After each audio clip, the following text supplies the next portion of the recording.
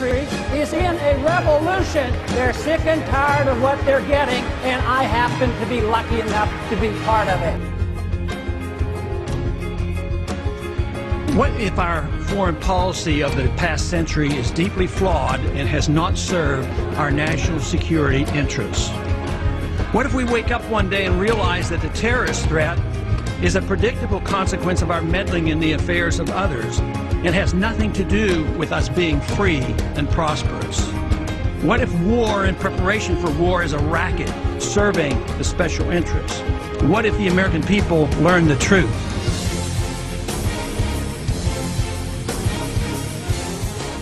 We have allowed our nation to be overtaxed and overregulated and overrun by bureaucrats. The founders would be ashamed of us for what we're putting up with.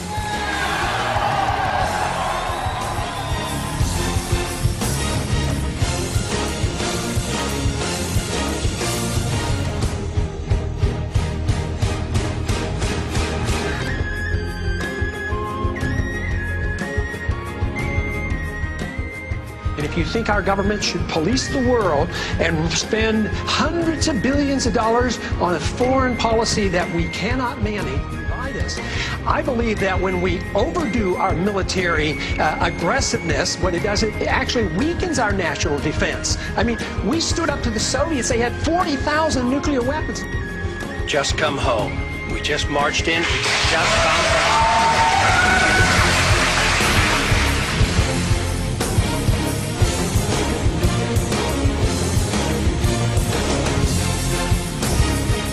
We can achieve much more in peace than we can ever achieve in these needless, unconstitutional, undeclared wars. Senator The principle, the moral principle, is that of defending liberty and minimizing the scope of government. I think that's critical. They have to have a document, a national special card. Absolutely. A tamper-proof card, a database. Name, date, birth date, biographic information. Dr. Paul. I am absolutely opposed to a national ID card. This is a total contradiction of what a free society is all about.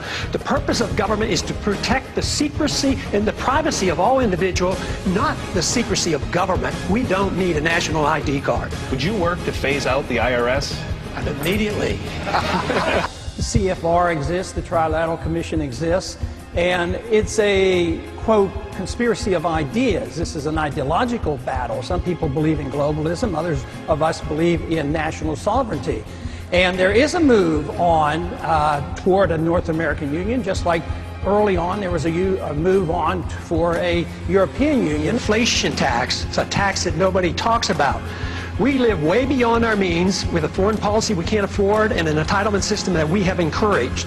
We print money for it, the value of the money goes down, and poor people pay higher prices. That is a tax. We've lost over 5,000 Americans over there in Afghanistan, in Iraq, and plus the civilians killed.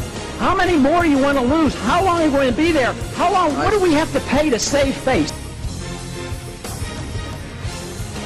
So what we must do is very simply the restoration of law, restoration of the principles of the Founding Fathers, restore the revolution that once started. Freedom is not something new and strange, and neither is it ancient. It's recent. Fortunately, the number of those who care are growing exponentially.